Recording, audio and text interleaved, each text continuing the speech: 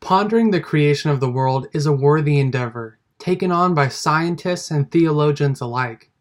Science and the theory of relativity theorize that the universe was created about 14 billion years ago in an instant from an unlikely and perfectly executed Big Bang. Cosmology, from a Protestant perspective, points to the story of creation and God's literal six-day creation of the universe. Pondering the origin of our universe is where the disagreements often begin, separating creationists and evolutionists. I provided a summary to you of both of their views in order to help better frame our conversation today. At times, this places science and religion at odds with each other and produces differing ideologies on the source of our existence. I don't believe this has to be the case, and instead, I believe in a perfect marriage of the two. My foundation for this belief is found in the story of Moses and God's interaction at the burning bush in the book of Exodus in the Bible, where God, upon being asked who he is, responds, "I am who I am." God declares his existence in perpetuity, telling me that he is the source of our existence. So when faced with the question of how religion and science interact cosmologically, I point to God using science like a paintbrush that paints the universe into existence, harmonizing science with religion. For those who view science as being at odds with religion, my belief is that the two are instead synergistic, working to advance one another. Science today has many branches, including biology, geology, physics, chemistry, genetics, and even medicine. Although the subject matter is very diverse, a common thread is helping humans better understand various aspects of life and nature. Certainly, as humans have furthered their understanding of science, they have made new discoveries that prove beneficial. For example, discoveries in medicine have helped people develop life-saving vaccines and treatments. In the realm of genetics, scientists have begun to learn how to adapt and change human genes before birth, preventing disease or lowering risk factors. In this way, you can see that science not only seeks to further understanding, it seeks to improve lives. Religion is as equally as diverse as science, taking different forms around the world, such as Christianity, Buddhism, Islam, and even Hinduism. Religions attempt to expand humans' understanding of the world and provide meaning to their lives. The discovery of religion proves to be a pivotal point for some people, offering them a new lens to view the world through, and a lifestyle to even adhere to. Hinduism's belief that life is in all things promotes respect for nature and animals. Christians, inspired by Christ's healing miracles, go out into the world on mission trips. You can see that religion, too, seeks to further understanding and improve lives, just like science. You can see that the roles of science and religion can be very similar, both seeking to improve human life, either physically, mentally, spiritually, and also further humans' understanding of the world around them, suggesting harmonization. Early Greeks harmonized science and religion by developing an answer to why the earth doesn't fall. And Nathan Abiezer writes about it, saying, "They answered that the reason must be because the earth is being held up by some divine entity, a god whom the Greeks named Atlas. Moreover, they understood that one cannot ask, why does Atlas not fall? As a god, Atlas was not bound by the laws of falling. He may remain suspended at will."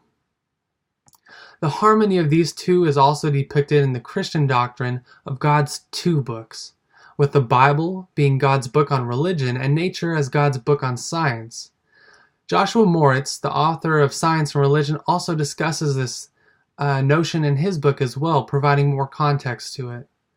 As an author, I think God writes a dynamic story between science and religion that demands our attention. My first experience with understanding the relationship that religion and science can have with each other came at an early age as well.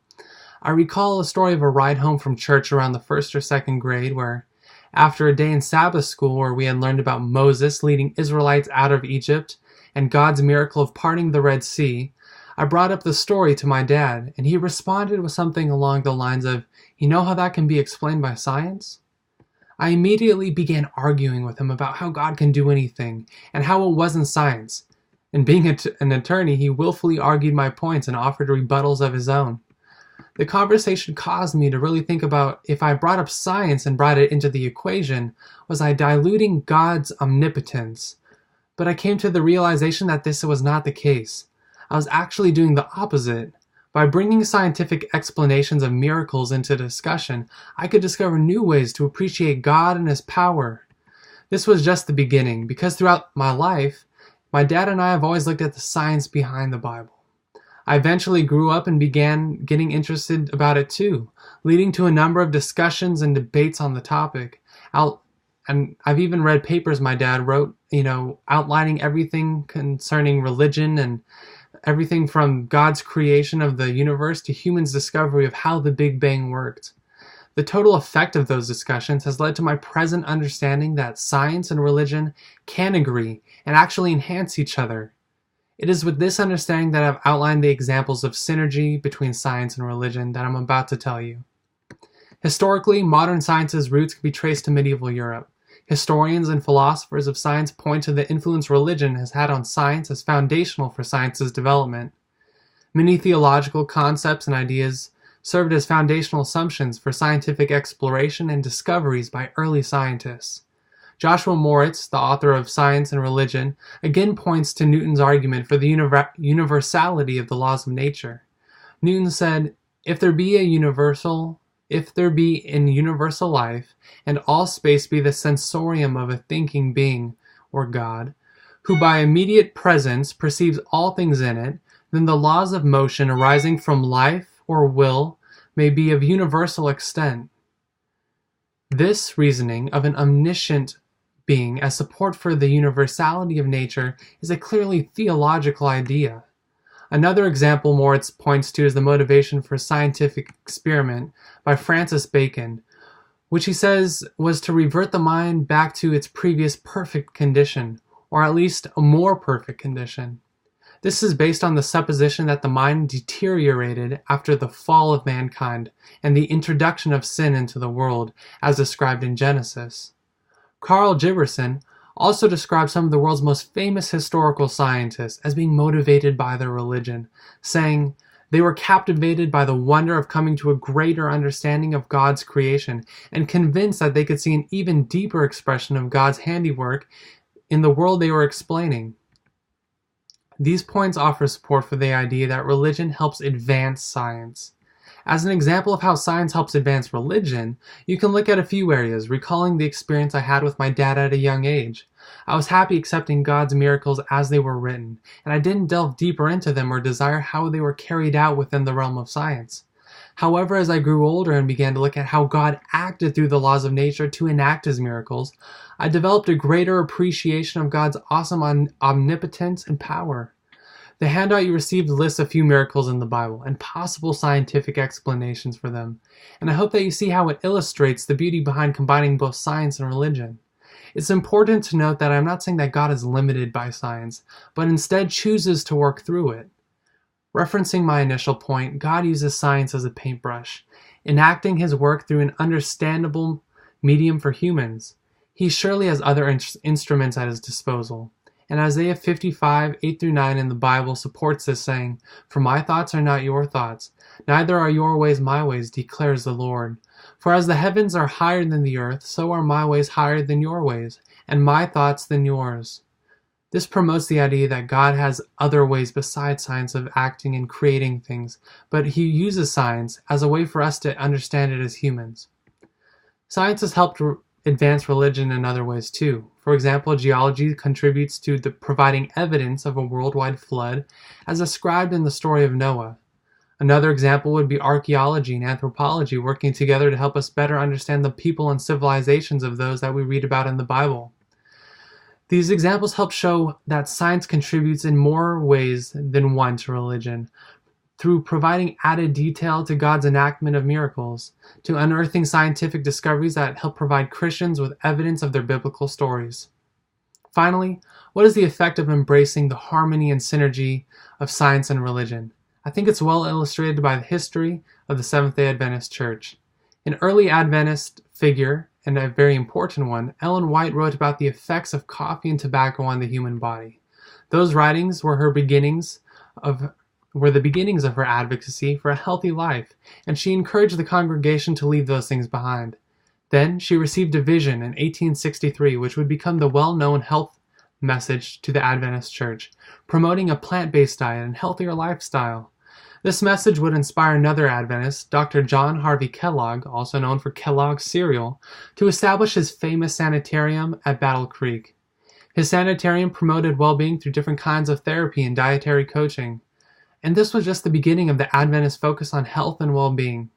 Since that time, healthcare, science, and medicine have grown into prominent fields of study for Seventh-day Adventists across the globe. In fact, we have healthcare systems on both the East and West Coast, and have also developed the Adventist Disaster Relief Agency known as ADRA, which provides healthcare for those in need around the world. Adventist motivation behind their expansive involvement in healthcare is both religiously motivated and scientifically driven, providing a prime example of the impact that can be achieved through harmonizing science and religion. As an individual, I embrace the worldview that science and religion are partners, and I often search for scientific explanation of God's work, seeking to add additional context to my understanding of Scripture through things like geology and astronomy, and in my appreciation of nature, search to find new signs of God's hand in nature and the way He's created the world through science. I recognize God's intelligent and meticulous design in other things, such as Earth's perfect distance from the sun, His well-designed ecosystems, and humans' unique creative ability. I think they're all signs of God's hand in the world. Through this lens, I see science and religions as roads both working together and pointing me towards God. But I also ponder the moral and ethical implications of God being present in all of science. When faced with the opposition's questions I don't understand, such as, is one's sexual orientation determined at birth? I wonder, did God intend to create such a thing, or is it a result of sin? How far do sin's implications stretch, and how can we discern whether creation is still as God intended, or disfigured from the mutilation of sin? Would such questions serve as a reason to adapt to my behavior or current understanding of the world? I acknowledge that while there are risks of marrying the two completely, I think ultimately viewing religion and science as partners helps explain more about the world around humans. Returning to the cosmological question of the origin of our universe, I find that both the Big Bang and the literal six-day creation are lackluster on their own. By accepting only science, I see a lack of meaning for the world, and by accepting only religion, I fail to see the intricacies of God's intelligent design. Neither science nor religion alone provide as full of a cosmological picture as the one painted by God using science to create the world.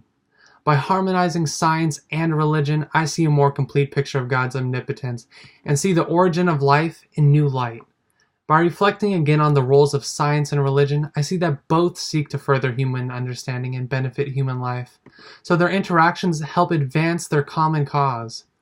Historically, the synergy of science and religion has helped develop modern science, further our understanding of religion, and develop the Adventist Church prowess in healthcare. So rather than viewing science and religion as enemies, see them as allies. God's two books of science and religion, both working together to further human understanding and improve human well-being, as well as point at intelligent design by God. Thank you.